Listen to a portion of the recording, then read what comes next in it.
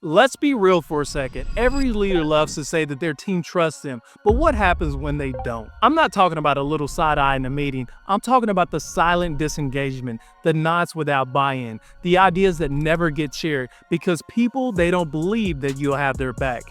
If you've been in leadership long enough, you know what it feels like. And don't act like it's only me who's been there. In today's episode, we're breaking down what it really looks like when trust slips, why it happens, and most importantly, how you can rebuild before your credibility is gone for good. Chapter 1. Spotting the signs. Trust, it doesn't break with fireworks. It breaks quietly. One skip follow-up. One promise that you couldn't keep. One meeting where you brushed something off. Here's what it looks like. Your team, they give you compliance, but not commitment. They'll do what you ask, but there's no spark. They'll start with holding ideas, feedback, even energy. In the room, it feels flat. Or worse, you notice people aligning with each other, but not with you. I had a colleague once, brilliant leader on paper, but he consistently rescheduled his one-on-ones. To him, it was no big deal. To his team, it said, you don't matter. And over time, his team showed up less prepared, less engaged, less willing to go above and beyond. That's how trust erodes, not with one big mistake, but with 1,000 tiny cuts. Chapter 2. Owning your part. Here's the real. Leaders love to blame external stuff. They don't respect authority anymore. This generation, it just doesn't listen. Nah, sometimes it's us. The hardest step is admitting you played a role in that break. And that means asking, did I overpromise? Did I stop listening? Did I value the deadline more than people delivering it?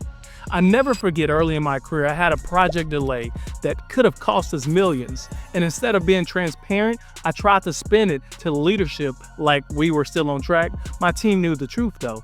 In that moment, it cost me months of credibility. Owning it looked like calling a meeting, admitting my mistake, and apologizing, not just to the higher ups, but to my team. Was it uncomfortable? Absolutely. Did it rebuild trust overnight? Absolutely not. But it started the process because nothing fixes broken trust like accountability. Chapter 3. Rebuilding trust. Here's the message. You don't rebuild trust with one speech. You do it with consistent, boring actions repeated over time. Here's some practical moves. Follow through relentlessly. If you say you'll do it every single time. Be transparent. Even when it's ugly, people, they can handle bad news. What they can't handle is surprises. Show up for small stuff. That skip one-on-one, that's your chance to prove consistency. Ask for feedback and actually apply it. Nothing rebuilds faster than when people see you listen and you change. I watched a VP turn his whole organization around by doing one simple thing. He sent out a weekly Friday update. Nothing fancy, just 3 bullets. What we accomplished, what we missed, and what's next. People trust him because they never had to wonder where he stood. That kind of rhythm, it builds reliability, and reliability is the foundation of trust. In closing, so if you're in that space where your team doesn't fully trust you, here's the good news. It's not the end. It just means the real work starts now. Don't act like it's only me who had to eat humble pie, apologize, and then slowly prove I was worth following again. That's leadership. It's not about being perfect. It's about being accountable, being consistent, and earning trust every single day. Listen, if this hits home, drop a comment about a time you had to rebuild trust with your team, or maybe with a leader had to rebuild it with you.